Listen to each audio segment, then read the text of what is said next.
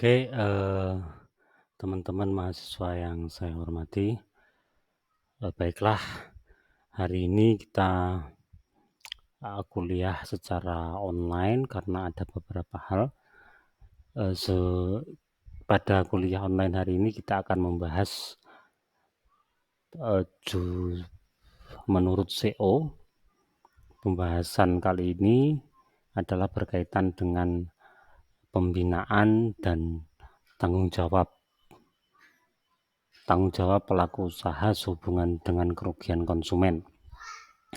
Namun sebelum, kita membahas itu, saya sebenarnya membagi 2 aspek pembahasan. Pertama, bagaimana pola hubungan antara produsen dan konsumen itu sendiri.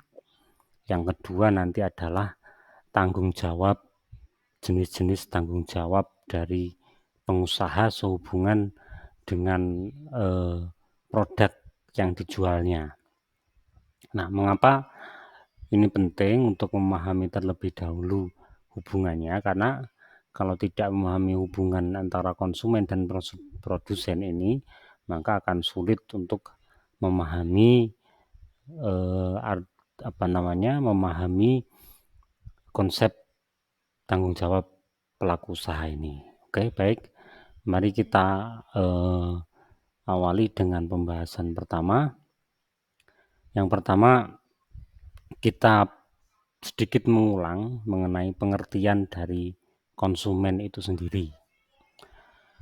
Jadi konsumen itu kalau dalam perspektif Black Law Dictionary, bahwa konsumen itu adalah seseorang yang mengkonsumsi, ya pertama kata kuncinya adalah dia mengkonsumsi. Kalian beli kemudian makan, langsung kalian makan, itu berarti konsumen pengkonsumsi. Dan kemudian kata kunci lainnya yang disebut konsumen itu adalah membeli. Jadi kalian membeli saja tanpa mengkonsumsinya, membeli kemudian memberikan kepada orang lain milik kalian yang kalian beli itu, maka kalian juga termasuk konsumen. Menggunakan tanpa mengkonsumsi itu kan, kalau mengkonsumsi tadi kan identik dengan makan ya. Tapi kalau menggunakan itu berarti misalnya menggunakan helm dan lain sebagainya. Selanjutnya memelihara, menggunakan dan menghabiskan dari suatu produk dan jasa. Jadi itu kata-kata kunci dari Black Law Dictionary ya. Itu perlu kalian pahami dulu konsep-konsep itu mengenai konsumen. Jadi ketika siapa yang disebut konsumen, nah, maka jawabannya adalah ini. Selanjutnya, setelah kita mengetahui definisi dari konsumen, konsep selanjutnya adalah jenis dari konsumen itu sendiri.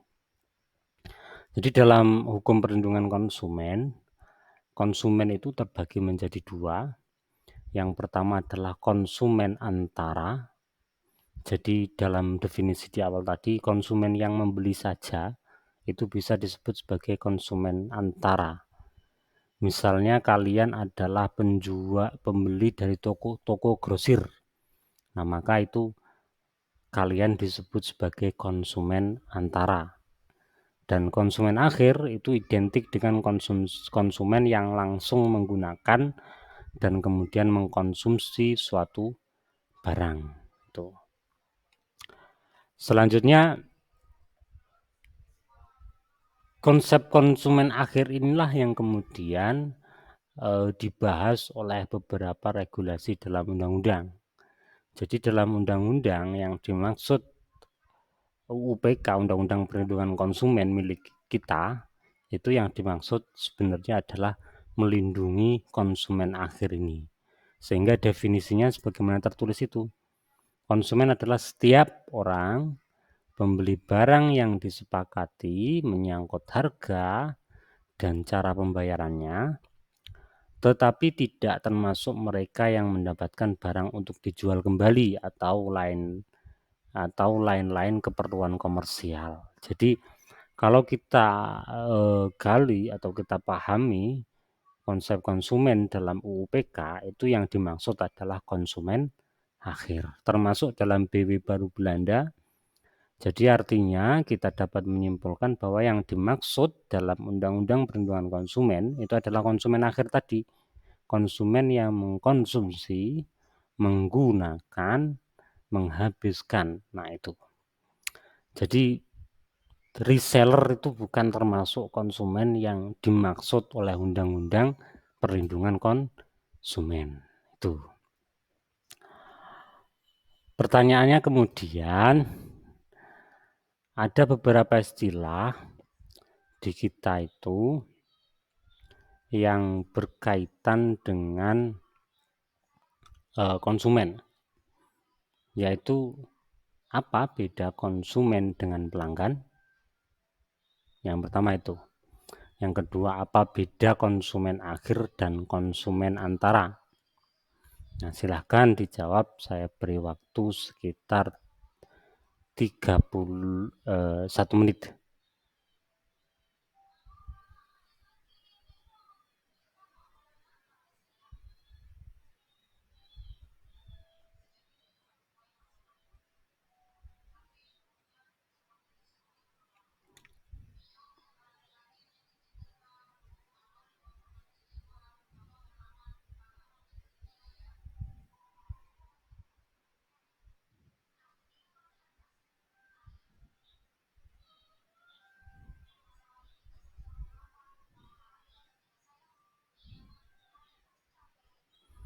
Baik, kita lanjut.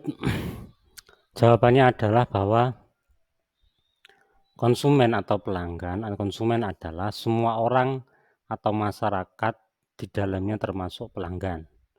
Kalau pelanggan adalah konsumen yang telah mengkonsumsi suatu produk yang diproduksi oleh produsen tertentu. Jadi dapat kita pahami secara mudah kalau pelanggan itu beberapa kali membeli, gitu ya. Kalau konsumen itu maksudnya semua orang. Jadi kalau pelanggan itu konsumen dari produk khusus tertentu. Kan ada yang menggunakan produk kecantikan A, ada B, C. Nah, maka itu disebut pelanggan A, pelanggan kosmetik A, pelanggan kosmetik B, pelanggan kosmetik C. Tapi kalau kita bicara istilah mengenai konsumen, maka semua pelanggan baik dari pelanggan kosmetik A, kosmetik B maupun kosmetik C itu disebut sebagai konsumen. Nah, konsumen akhir adalah konsumen yang mengkonsumsi secara langsung produk yang diperolehnya. Cirinya itu. Kalau konsumen antara adalah konsumen yang memperoleh produk untuk memproduksi produk lainnya. Itu konsumen antara. Oke, kita lanjutkan